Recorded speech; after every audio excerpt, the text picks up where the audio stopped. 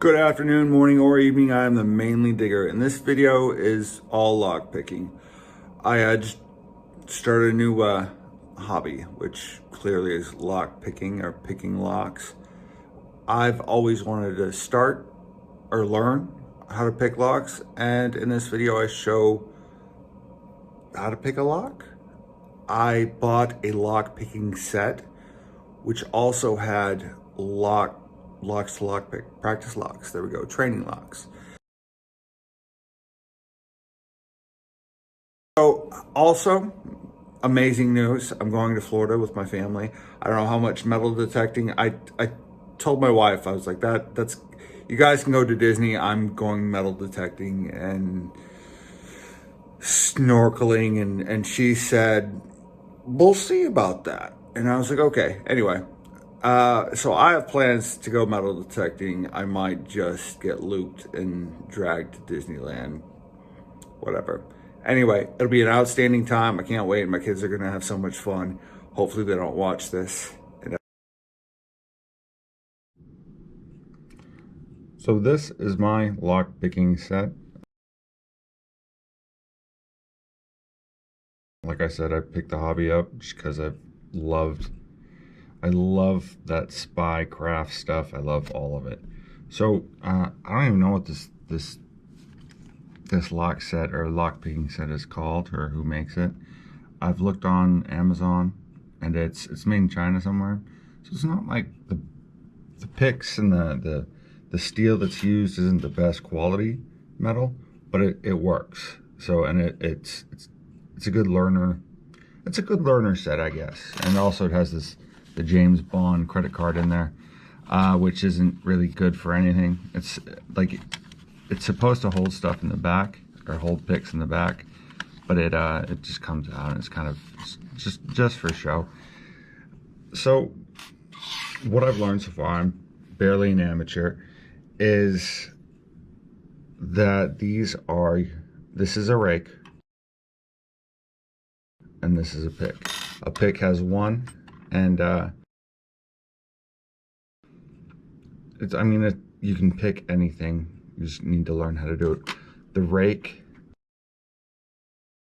is the easiest way to do it. A pick, I'll show you my technique in that I'll show you when we get to the practice locks. And these are the practice locks, and they're meant to be picked. They really are. They're meant to be picked. And as you can see, this one I have worn out. I learned that I'm very heavy-handed, and these are tensioning bars, and this is what I'm very heavy-handed on. There's different types of tensioning bars, and I'm very heavy-handed, and I've learned that this locks. I mean, it's not the best quality lock, but it's a practice lock. And then here's some other practice. I'm not gonna pick all of these. I have picked both of these, and I'm going to show you one of my first. I'm gonna pick these, and then before that I'll show you one of my first lock pick attempts.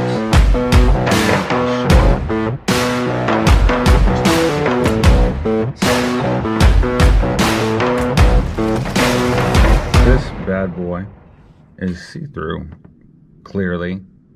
Horrible pun. So very useful in learning and just to practice over. It's clearly a practice lock. So you have the pins here, the tumbling pins, whatever you want to call them, and then you have this line, which is called the tension line. There's multiple different names for it, but it's a fictitious line. And the whole point of picking locks is you have this pin, and then you have the pins underneath. And I'll see if I can get. So yeah, there's two pins. I don't know if you can see that. There we go, two pins. So you're trying to get both pins above this tension line right here, while keeping tension on the barrel, which is, it seems really easy, and it is. It's very easy. It's just got to learn the correct amount of tension. A lot of it is by feel, vibrations and clicks, or how metal moves and stuff like that. So here's the first thing that I do before I actually start picking the lock is, well, I look online and see how many, the make and model of the lock. Today we're using, this is master lock number 3, and it has, I think it said it had 5 pins.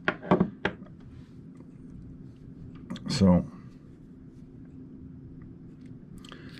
the first thing I do before I even start picking the lock is I count 1, 2, 3,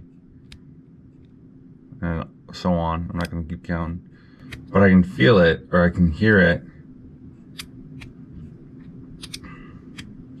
What that also does is, say if you have one of these locks that, especially this one was outside for so long that it had rust everywhere, or pieces of metal or debris actually in the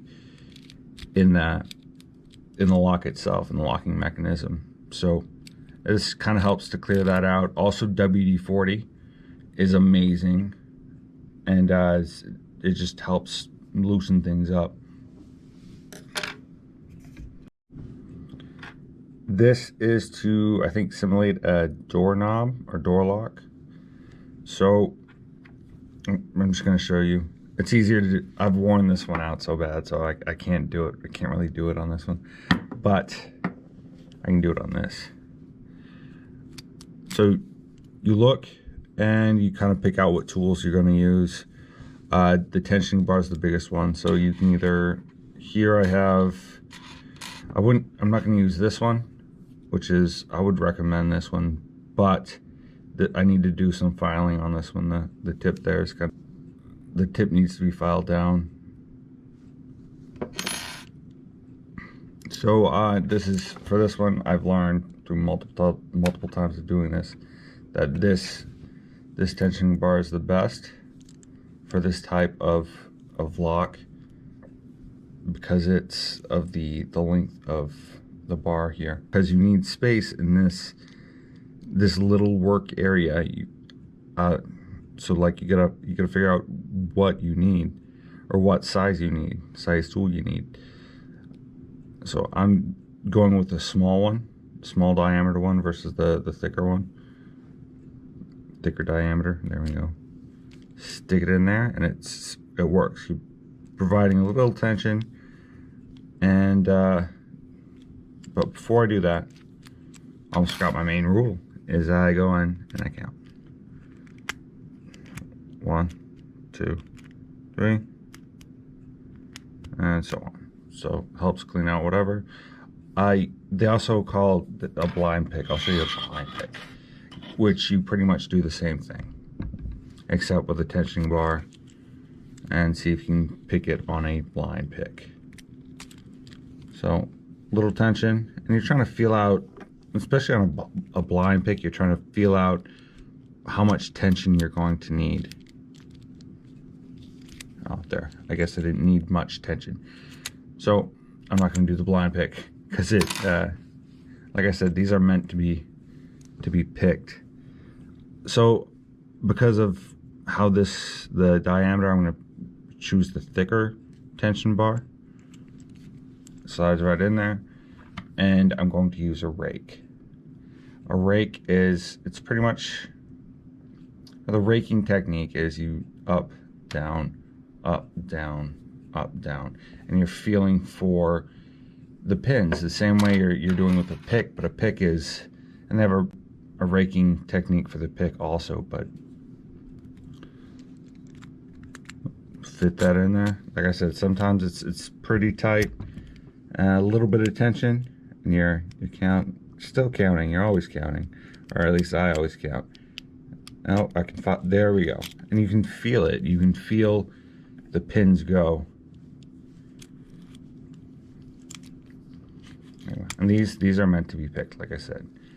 Learner's locks, practice locks, whatever you want to call them. It's just fun to do. Sit there. It's like a fidget spinner for for grown-ups, I guess. So here we go. This is unlocked. This is master lock number 3. One of the most common locks known to human beings, I guess. And I've already picked this before, so multiple times.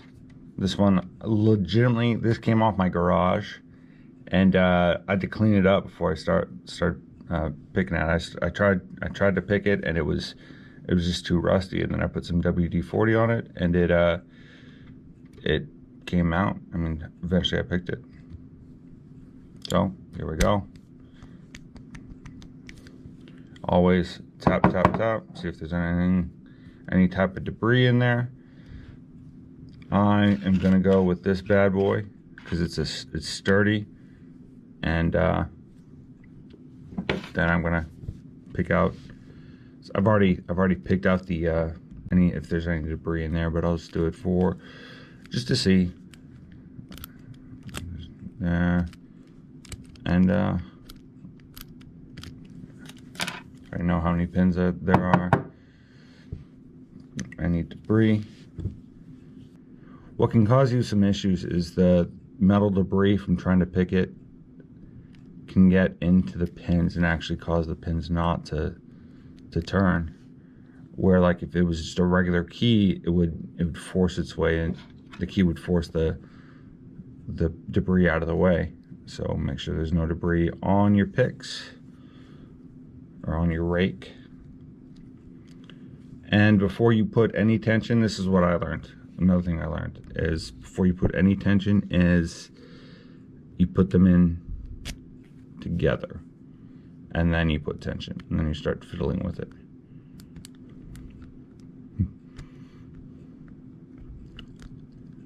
I just picked this lock. This always happens, is I can get it in seconds, but as soon as I turn a video on, it doesn't want to go. Sometimes you gotta mess around with it, put in different spots for the tension to apply tension to it, and also give your hands rest. That's what I learned, because I just like getting down and dirty and picking. I don't think about my hands that much, and then they start to hurt, and you're like, oh, it sucks.